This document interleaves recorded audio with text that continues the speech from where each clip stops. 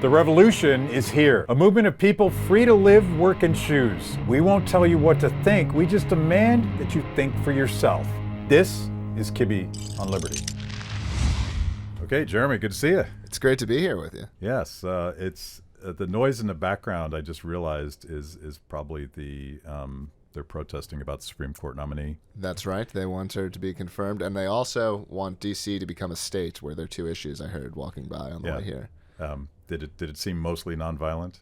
It was a peaceful protest as far as I could tell. Cool. And you love coming to Washington D.C., right? We don't quite get things like that in New Hampshire too often, which is where I'm from. But you were here. I should context this by saying I saw you give a talk at PorcFest this year, talking about the travails of LBRY and Odysee, which you're co-founder of those platforms? That's right. I'm the CEO of LBRY, which is a blockchain-based publishing protocol. It does to publishing what Bitcoin does to money is one way we say that. But most people use it through this website called Odysee, ODYSE.com. I believe you're on there. So Free the People's on Odysee. Yeah, so people can follow Free the People on Odysee. Incredible amount of content on there, very easy to use. So sometimes you hear blockchain and people are like, oh, that's complicated. Odysee is really easy to use. It's being used by something like 30 or 40 million people each month, and it's been getting bigger and bigger. So I want to get into that and sort of do like LBRY 101 for idiots like me. Yeah. I'm struggling. So I'm an economist, and I get Hayek and I get the power of decentralized systems, and I've been talking on this show for several years about how we deal with social media censorship and how we deal with which is becoming more and more like actual just plain old government censorship. The bright line's not there anymore. But why don't we take a step back, because I saw you, and we'll get into your SEC problems, which is why you're in D.C., but give us sort of a 101, like how does LBRY work? And so it's a publishing platform, but it's also it solves the compensation problem. Yeah, so I'll get into all this, but I want to first hit on something that you said about blockchain. I'm an idiot. First, you're obviously not an idiot, but that I think is part of the problem in blockchain, right? Cars are a wonderful invention. You don't need to understand how an internal combustion engine works to get in your car and drive it. You understand the benefits. You don't have to understand the details. So we're going to talk about how that car works, I think, a little bit. But I think what's most important to understand is anyone in the world can go to Odysee.com or get one of the Odysee apps out of the app stores. They can publish via that app. They can find content via that app. And those bad things that have happened, whether you blame government or the private corporations, and you could blame either of them, that it's not possible for that stuff to happen in the same way. And so that's the important thing, right? That is, you can get in this thing and go 70 miles an hour instead of getting on your horse, right? Like that's the important thing. So as we get into the details, don't have to understand all the details to understand the properties, right? Is that from a marketing and PR and building your community is the intimidation of, I don't get blockchain, a part of your problem? No, Odysee doesn't put blockchain at the front of it, because again, to me, that's like talk about what's good, talk about the properties. People don't need to care, and I guess I talk about it that way because I think a lot of people who have become enthusiastic about blockchain, they did do that dive. They did go and understand the internals, and that created their excitement. But people don't actually need to understand all of that stuff to understand the benefit. And so I like to keep the focus on the benefit. If I'm on I'm a computer science guy. I'm a nerd. I can go deep on the details, but I think that that's actually not for a lot of people, what's important. But I'll attempt to unpack LBRY for you here. So LBRY is a public proof of work blockchain. We don't need to necessarily explain all this, but that's what Bitcoin is. And so the key thing that public blockchains can do is they can have a record of things that's not owned or controlled by any one party. That's what Bitcoin does. It says this address is this amount of coins. This address is this amount of coins. It's a very simple ledger. That same technology can be used to store other information, not just financial information. And so what we do with the LBRY blockchain is we allow anyone to create an identity, a handle, just like a username, and we allow those handles and usernames to publish content. And for the techie people, I'll say just the metadata goes on the blockchain, not the content that goes into a peer-to-peer network. But we don't need to get into all that. The key thing is that blockchain has this property that if I have the password to my account, if I have the wallet, that's mine. There's no ability for some other intermediary to go in there. So if you publish something, my company can't remove that metadata. We can't remove it from the blockchain. Your handle, we can't take your handle away from you, right? And these are the properties that are really important that this system provides. I saw Tim Pool was grilling the CEO of Rumble, or I think it was Rumble. And, they're claiming that they're not going to censor content. That's like their whole marketing plan. But he kept asking them, well, what happens when the government comes after you? What happens when you become big enough that you sell and you're no longer the majority owner of this thing? And it's the inherent problem with the top-down system is that eventually somebody gets control of that, and eventually whatever the founder's vision was will get corrupted by future generations that have different agendas or different needs. I think that's precisely correct. I don't dispute that at all. I think Google, people maybe would argue about this, but I think Google was like a pretty decent company around a decade ago. Mm-hmm. I think there's something happened. We can debate what that was. But I think something changed. I think what you described is exactly what happens. And what we've done is we've designed a system from day one to sort of make some of those things impossible. So rather than saying, we're good guys, and I think we are good guys, but what happens, exactly you said, what happens if I get a brainworm and I become evil, however it happens. And because of our design, we don't control the blockchain. We don't control the data network. And everything we've done and built is open source, which means that other people can run it and other people can do other forms of it. So that kind of thing really can't play out the same way. I will say, just because I like to be very honest, those things can happen on Odysee in the same way that Coinbase can block Bitcoin transactions to Russia. Mm-hmm. That doesn't mean the Bitcoin network can block transactions to Russia, but apps and things like that, they can always do those things. But the underlying LBRY network, those kinds of things can't happen. They can't happen there. Yeah. So how do you deal with rules? I'm thinking about Silk Road. Yeah. And how the founder of Silk Road was held accountable for the behavior on Silk Road. Are you responsible for how do you deal with violence and kiddie porn and all sorts of horrible things that happen on? Yeah. So it's a very good question. And I'll explain how we deal with it first, and then if that doesn't answer liability type questions, I'll get into that. So first, it's important to remember that LBRY is a protocol. So in the same way that HTTP is the protocol that powers our web browser, or SMTP is the protocol that powers our email, the idea that a protocol doesn't have one place that you can go to control the entire thing, that's actually normal. That's the way that if someone is emailing something illegal, you can't call up the CEO of email, right? You can call up providers and stop it at that level. And so in a lot of ways, it's quite similar, mm-hmm. Same kind of thing.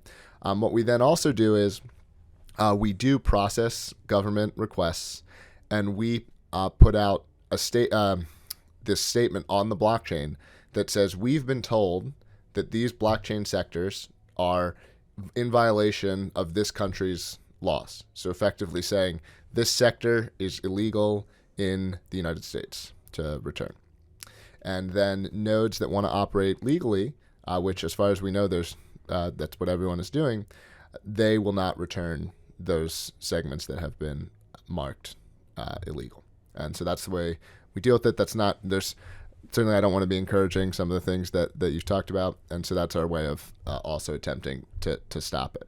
So that's how we deal with it from a technical mm-hmm. perspective. And then from a liability perspective, if our technology is being used to do something illegal, again, not really different from any other technology, not different from internet protocols, not different from someone who makes a knife, So our technology is designed to do good things. Can people do bad things with technology? true of a lot of technology, but at that point, we're not the ones doing it. Yeah. I've always thought about this, and again, I quote Hayek a lot on this show because I'm a fan. I'm the economics dork.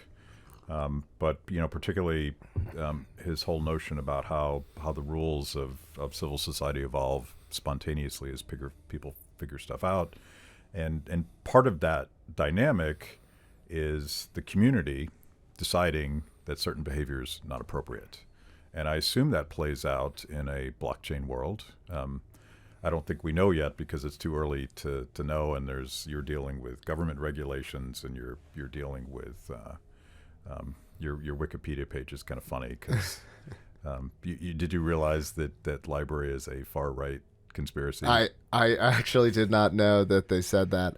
I mean, I guess that's the standard attack against anything that's successful. I mean, you can go on or anything that's not controlled anymore.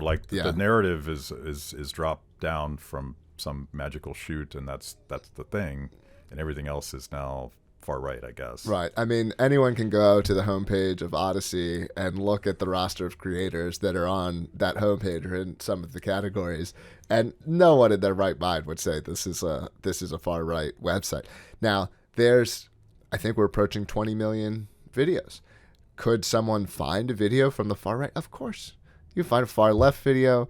But you're going to find more cooking videos or things like that, I think, than you'd find of any of that stuff. Cooking, yeah. Well, we've got to censor some of those recipes. I mean, once people figure out. Yeah.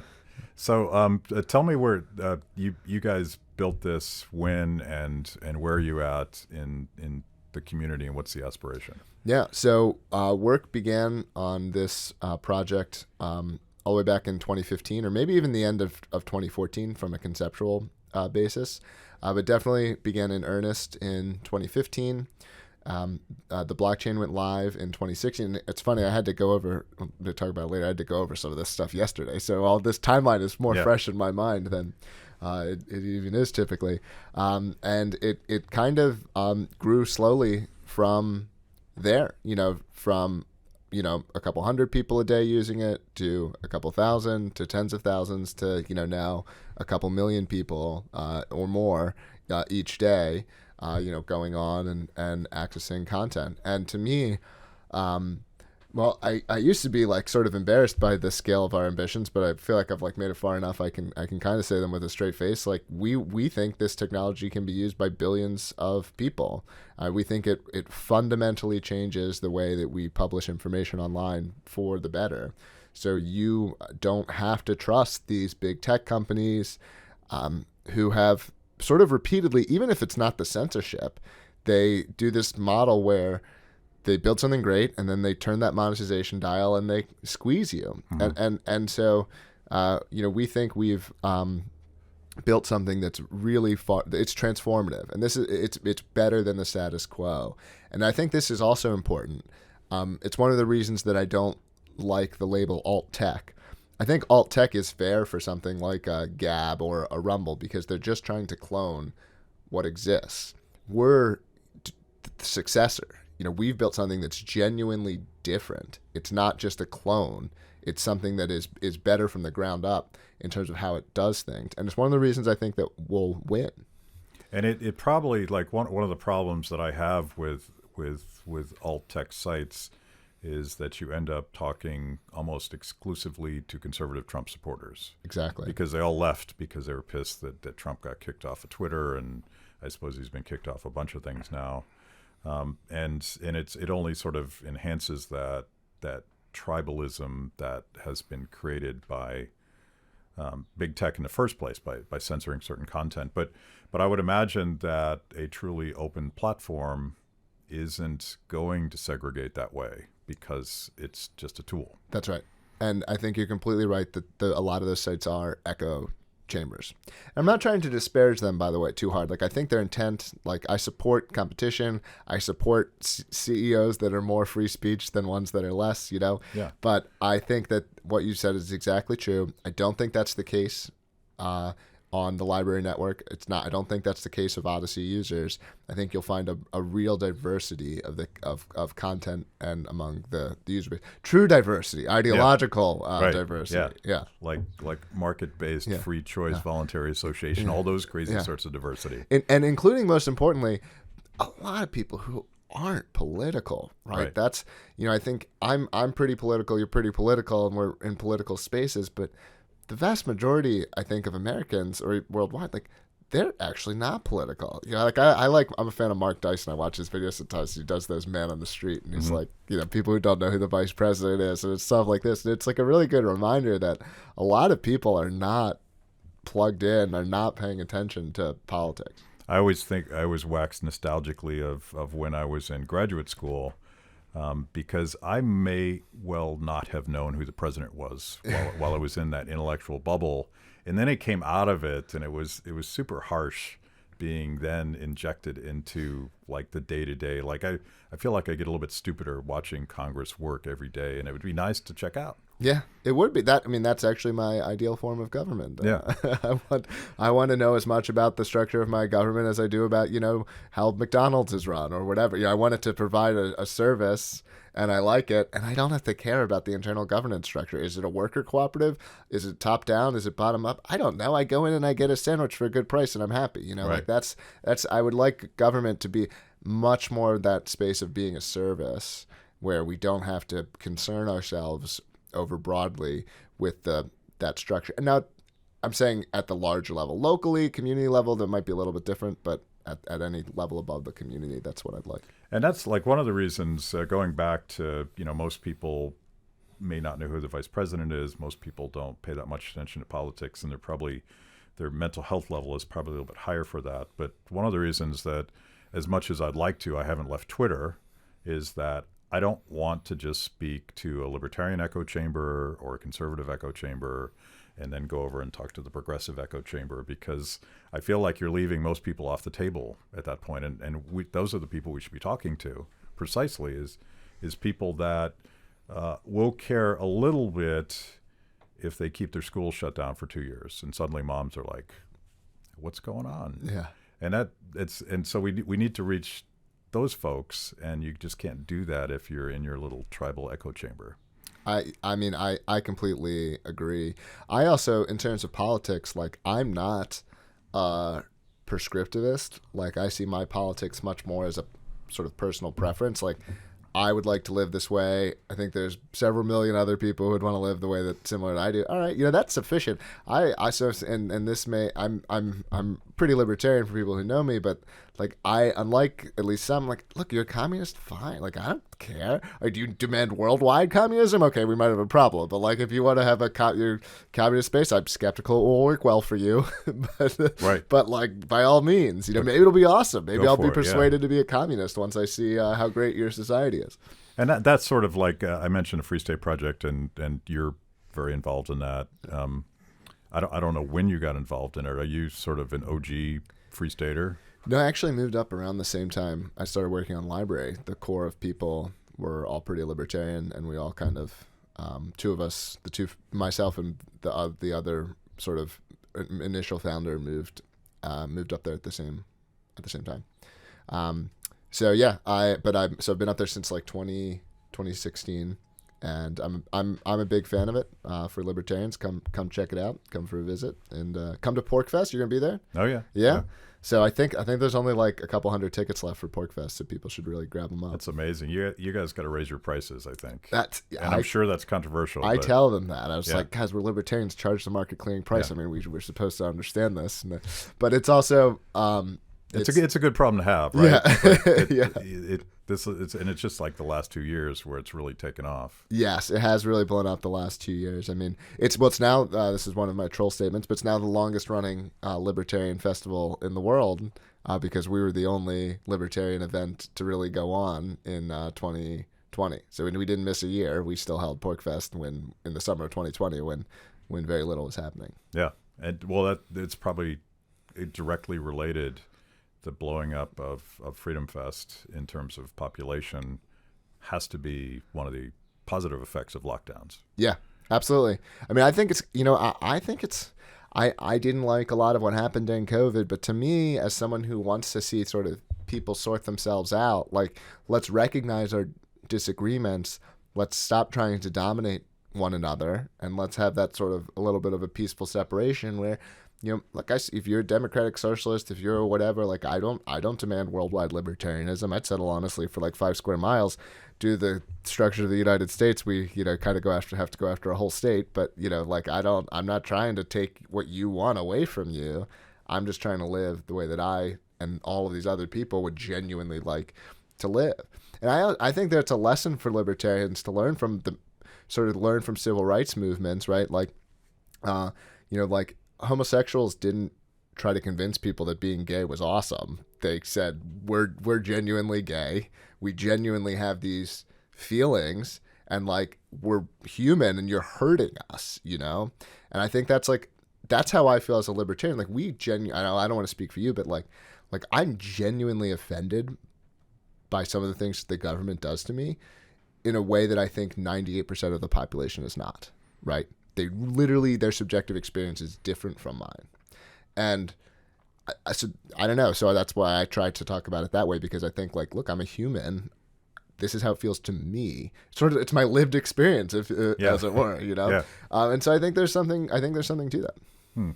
I want to go back to Odysee and LBRY, because some of my tech friends told me that the challenge with blockchain social media platforms is figuring out how to monetize it. That's right. And how to fund creators, and how to make a return for the work that you put into it. And that is both the genius of LBRY, but also apparently controversial with the SEC. Is that a good way to put it? I'll happy to talk about the problems with the SEC, but I wouldn't tie those two together specifically. Okay, they are unrelated. I think they're mostly unrelated. I mean, the SEC is definitely concerned about the free flow of blockchain tokens, so there's a little bit of a relation, but they're specifically concerned with what we did with blockchain tokens. So the SEC's concerns would not affect users. The SEC is not, they're not alleging any way that other people. They're only alleging the way that we personally have used our tokens. But there is a token. That token can be freely traded. So in that same way that we can't interfere with your channel, we can't interfere with the ability of your fans to pay you or to support you. We can't interfere with the following relationship. When you click that follow button, that link is actually being recorded in your personal cryptocurrency wallet. So in the same way that we can't take away your channel, all of that stuff is yours. You can take it with you. You sort of have exit rights. But a lot of the monetization is actually coming through Odysee currently, and Odysee is doing traditional monetization strategies as well. So you can get tips on your live chats. You can get tips on your videos. There is now just the beginning of an advertising program that actually just went live in the last several weeks, maybe a month or so. And so all the traditional monetization that's available is available through Odysee as well. There's more that I would like to do with the blockchain stuff. The regulatory climate is very challenging for blockchain in the United States, but I think it's generally challenging in a lot of countries. So what's your opinion on the Biden executive order on crypto? Well, I mean, my current position is so bad that I would take regulation that I disagreed with, and it would still be a substantial improvement of the status quo. So, sort of what I might like from a sort of philosophical. Because you don't know what the rules are now. Yes, I mean, I'm literally. So I part of the reason I'm here in the studios. So I was in New York City yesterday. I did an 8-hour deposition with the SEC, so compulsory testimony, asking them about me and how I've been running the company. And it's mostly defense. You can't, there's no audience, there's no judge, so you're just I'm answering their questions truthfully, but they're making up the rules as they go. There is no publicly stated rules as to how public blockchain companies are supposed to operate. They're using a law from the 1940s. They're interpreting it extremely aggressively and basically saying that every single blockchain company is violating the law. There's no facts in our case that would be different from Ethereum. In fact, we have better facts. We didn't do what's called an ICO, which Ethereum did.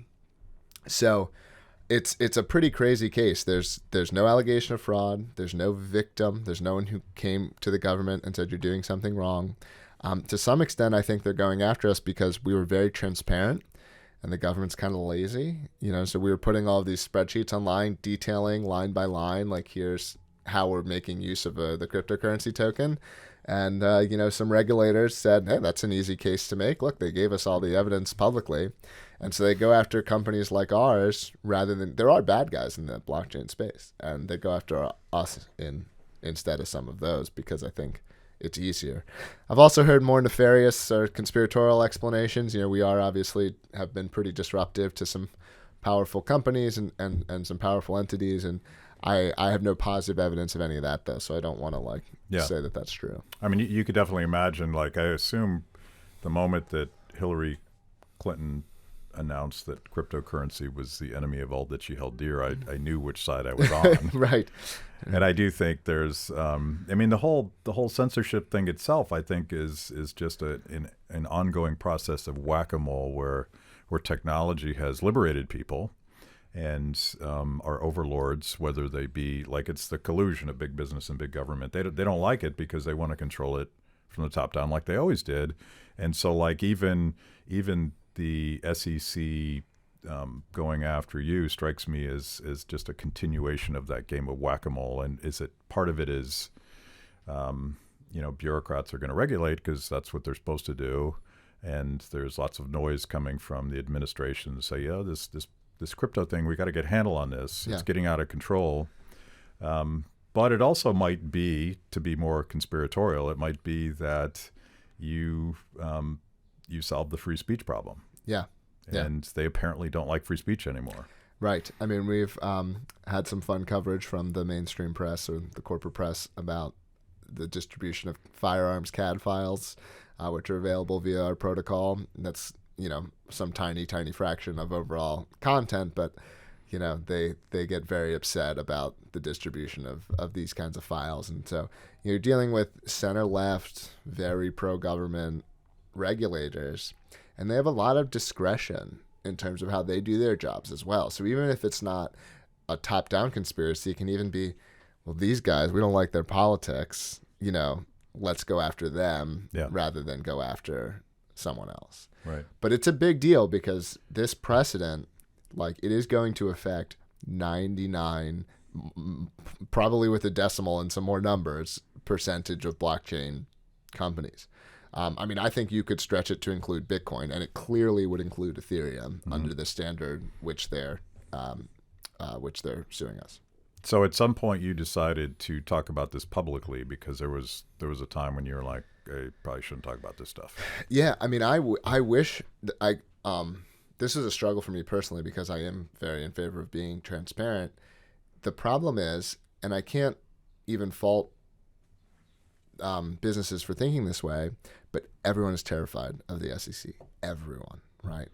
So when the case became public when it was filed, and we lost multiple vendors because no one wants to have the SEC come knocking on their door, even if they're not after you.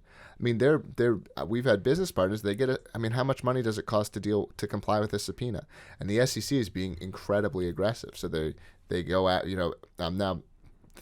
Fortunately, they have not actually. They chose not to subpoena too many of our vendors or our business partners. But they can do whatever they want, and everyone in the blockchain is on thin ice and doesn't want to be the one who draws attention from the Eye of Sauron. And so everyone's nervous and everyone's scared. And then once you've been sort of touched by that taint, there's a sort of desire to stay away. And so that's why we didn't talk about it sooner. This case is 4 years old. Yeah, we're coming up on the 4-year anniversary of this case. They chose to file the case, right? So we've been under subpoena power since April of 2017. Hopefully you don't hate cats. Yeah, very cool. Mister. So we've been under subpoena power for, maybe it was 2018 because we're coming up on 4 years. But anyway, they waited until a couple of months before they were going to hit the statute of limitations right. before filing suit. they just left it open. We wouldn't hear from them for 8 months at a time, right? And we'd hear nothing, and then they'd come back and they'd ask for some more records, and they'd say, we're still looking into this. And then shortly before the statute of limitations was going to be hit, they chose to actually proceed and file the case. By the way, where do you stand on the cats versus dogs? Because clearly cats are the libertarian. As he trashes my. It depends. I like both of them. If I was gonna have one personally, I'd have a cat, because I think like it's a lot of work. Dogs, but dogs are great too. I grew up with dogs, and dogs are a lot of fun. Training dogs, playing with dogs. So. That's why we got into cats right after we got married, for the practical reason that they can kind of take care of themselves. Yeah. When you travel. Although now they've demanded they have like a sitter, and we spend more money on them, but they're living a good life here. Yeah, but I do think that some dogs have sort of communist tendencies. It's just a fact. It's the way it is. Well, luckily they don't vote. Yeah. So I'm thinking about this, and this will you're a libertarian, but you suggested that a predictable regulatory structure would be the best thing to happen to your business. Well, no, not the best. The best thing to happen would be the government to say, let the free market reign, unless someone was defrauded, right, or lied to or whatever, then we're not going to touch it. That would be the ideal outcome. That outcome seems not on the table. So like I would take some rules that I disagreed with if they were clear, right, that, over the status quo. Yeah. It sort of raises the question, like if the Biden administration is going to start making up rules, would you stop, dude? You're not going to stop. If the Biden administration is telling all of its alphabet agencies to start promulgating rules, maybe we do need Congress. I've had Warren Davidson on my show, who's a big crypto guy, and there are some better guys in Congress that are wanting to make sure that crypto is treated a lot like the internet. We're not gonna. Yes. We're not going to let them regulate it to death. Yes. And I think that, absolutely. I mean, I actually think, and maybe, man, this will get like clipped and I'll look really naive in a year or two maybe, but I kind of think that the incentives are such that the outcomes won't be too bad here, because there's not really that concerted of an anti-crypto block. Like, to the extent that there's an anti-crypto block, it's like almost reactionary to the pro-crypto block. The idea that like a lot of the financial institutions are already getting involved, like JP Morgan and Ethereum are already in bed together. Like they're this isn't. I don't think they're getting left out in the cold. So it's like where is the entity that is going to be that anti-block? Because there's a lot of people who are using it. There's a lot of enthusiasm, right? You're seeing, Coinbase and what's that other company with ads during the Super Bowl? This is something that's becoming really mainstreamed. And so, like, there's going to be a lot of people who would be agitated if the government does something bad. And even if Bitcoin is a threat to the Federal Reserve, or cryptocurrency is a threat to the Federal Reserve, like the Federal Reserve actually, they can't mobilize and get on the other side of that issue via democracy, And so, politicians are, in my opinion, like largely spineless narcissists. And so, it's like, well, if a bunch of people support this, like they'll probably go along with it. So like, I think that's a good way that crypto wins, is adoption spreads and the people support it. And, where's even if it actually is threatening to the government, which I'm not sitting here saying necessarily, but maybe it's I think that democracy would still potentially support it anyway. Well, but it is so disruptive. I mean, let's play this out 5 years from now, and you've destroyed YouTube and Google with your democratic platform. Aren't they going to, I mean, I'm sure they already are, but aren't they going to go to these agencies and their chairman of jurisdictions and say, guys, we need to write a law to stop this? Yeah, it will be interesting to see how all this plays out. In the rosy picture that I just painted, maybe what's not rosy, but I'm not. I don't. There's a lot of scenarios, that could happen. But I think the best thing that we can do in the industry is, or just people that are users or enthusiastic about it, is like, rally together, work together, agitate on this issue, and leverage the fact that sort of a loud minority frequently does get what it wants, Yeah. particularly when there's not a loud minority on the other side of the issue. Yeah. And there's way more people who are animated about crypto, being safe and legal and these kinds of things than there is, I think, that is going to be on the other side of it. So I'm optimistic for those reasons.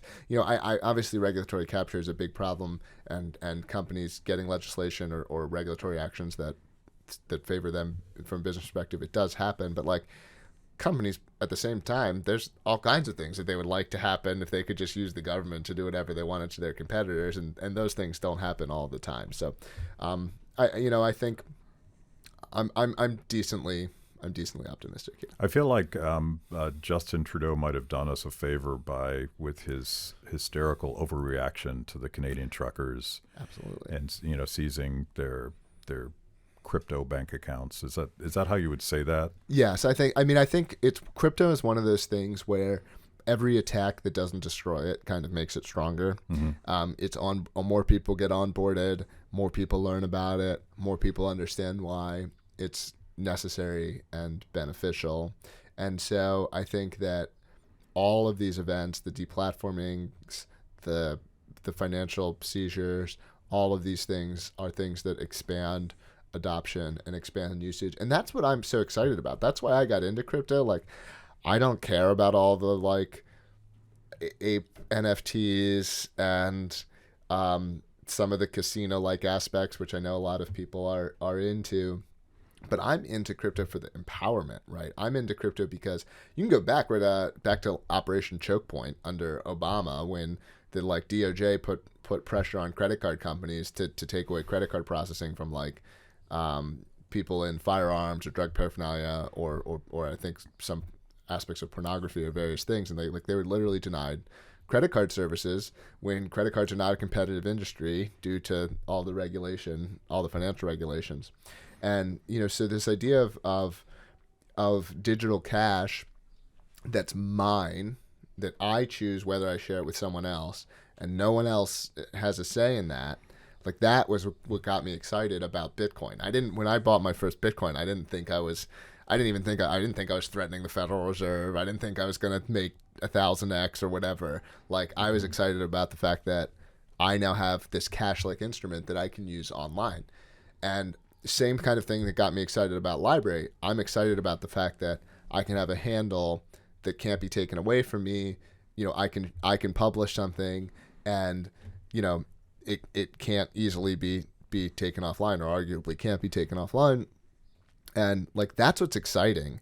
If it's not about like this casino type stuff for me. Right. I mean, it would be exciting if you had bought a bunch of coins at $1 a piece. You can't help but be excited. But like, look, if I made $500,000 off of Bitcoin, but it ended up being that through regulation, Bitcoin is unable to deliver on its promise, or due to technical failures, right? Like, I'm a fan of Bitcoin, but like, Bitcoin has not really succeeded as the peer-to-peer cash that it was promised to be. It still might, Lightning Network, etc. I'm not down on Bitcoin, but like, I honestly would rather not make the money and have real peer-to-peer cash. Yeah. Like that is what's exciting for me.